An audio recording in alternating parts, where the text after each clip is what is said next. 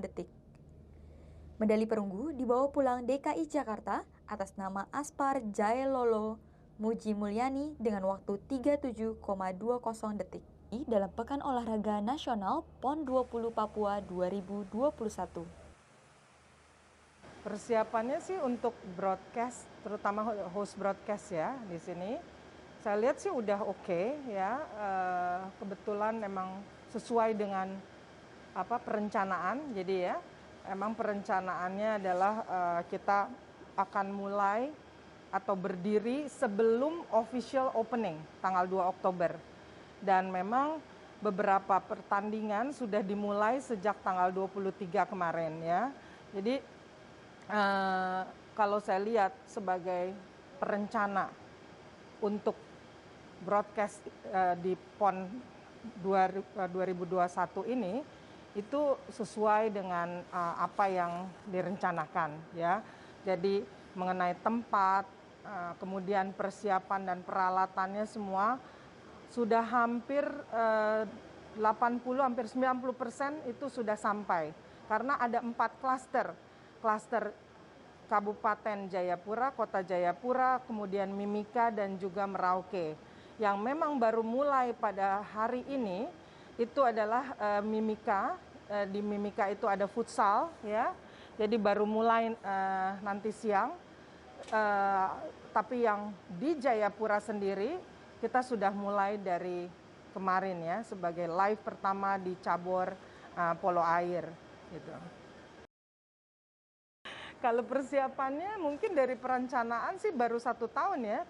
Tahun yang lalu kita merencanakannya emang karena harusnya PON itu dilaksanakan tahun 2020. Tapi persislah sama setahun yang lalu. Ya, jadi kita rencanakan kebetulan saya sebagai konsultan untuk broadcast, jadi merencanakan dahulu, kemudian memberikannya kepada PB PON, ya, perencanaan yang diinginkan atau yang diminta oleh panitia besar PB PON, ya, dari gubernur, ketua harian, semuanya menginginkan bahwa broadcast kali ini harus lebih baik dari PON-PON sebelumnya, karena ini adalah mungkin broadcast yang terbaik yang mudah-mudahan ini yang terbaik ya, karena memang sebelumnya tuh tidak pernah ada host broadcast, jadi tidak pernah ada yang menayangkan segini banyak itu. Cabornya aja kita ada 37, tapi yang disiarkan secara langsung itu ada 25 disiplin ya, jadi termasuk dari 21 cabur ada 25 disiplin. Itu secara langsung dan akan disiarkan baik melalui platform free to air ya atau stasiun biasa TV. Kemudian juga ada pay TV dan juga OTT atau kita kenal ada di HT lah ya, digital platform. Jadi semua kalau saya lihat sampai hari ini itu boleh dibilang yang namanya host broadcaster ini sudah bisa mendeliver atau memberikan semua sesuai dengan perencanaan. Karena banyak masalah, ya jadi kita mau nggak mau, saya rasa lebih baik di depan masalahnya ya, daripada nanti timbulnya di belakang. Kalau saya prinsipnya itu. Jadi kalau sekarang kendala-kendala sebelumnya tentu banyak ya, baik dari bukan perizinan. Kalau perizinan memang untuk tempat ini, kita mencari untuk lokasi dari NBC sendiri, National Broadcast Center ini memang waktu itu sangat susah. Karena memang tidak ada satu lahan atau satu gedung yang memang mumpuni untuk sebuah broadcast yang besar gitu. Kemudian kendala, tapi udah ya alhamdulillah lah ya, puji Tuhan sudah bisa. Dan kita bangun ini hanya dalam waktu 2 minggu ini. NBC ini dibangun 2 minggu. Kemudian kendala-kendala lainnya adalah ya biasa. Kalau soal anggaran, yaitu memang mau nggak mau ya, karena ini juga memakai anggaran negara itu. Kemudian kendala lainnya memang satu hal, bahwa kita lokasi ini jauh, ya. Jadi kita nggak boleh ada satupun yang kurang. Kalau kita kurang equipment atau peralatan, kurang kru, itu pasti kita susah banget kembalinya. Kalau masih ada di sekitar Pulau Jawa, kita tinggal bilang, kita kurang kabelnya ini, kita kurang alat apa, itu bisa. Tapi kalau di sini jauh sekali.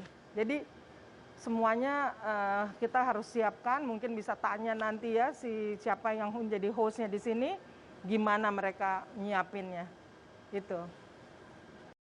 Lalu, bagaimana sebenarnya kinerja host broadcast menjangkau pemirsa dan media-media lain di Indonesia?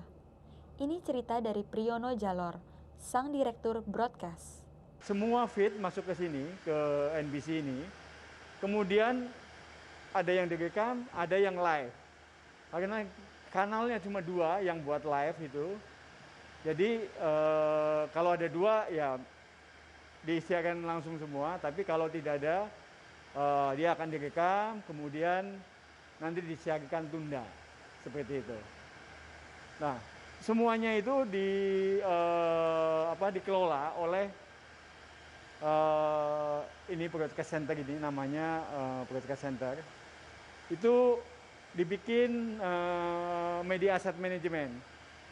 Jadi itu dikumpulkan semuanya di dalam sistem ini. Kemudian nanti kita akan laporkan ke PB PON. Ini hasil semua pertandingan. Itu sekitar ada 2.500 jam semuanya yang akan diproduksi di sini. Kendala lain yang menghambat pekerjaan NBC adalah saluran internet yang kurang memadai. Beruntung disupport oleh Telkom, juga fiber atau kabel, internet streaming, dan satelit. Tanamkan jiwa sportivitas.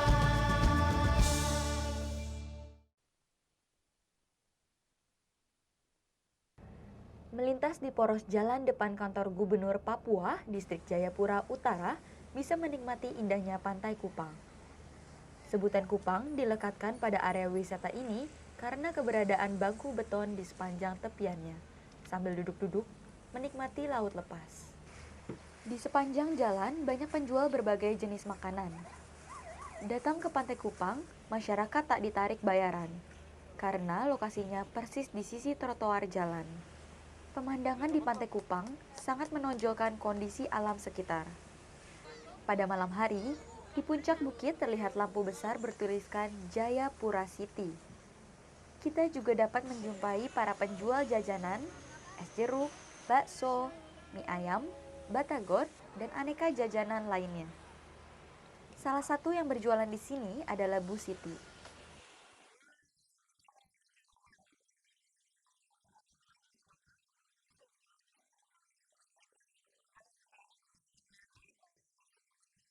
Jadi, jika berada di Jayapura, jangan lupa mampir ke Pantai Kupang ya.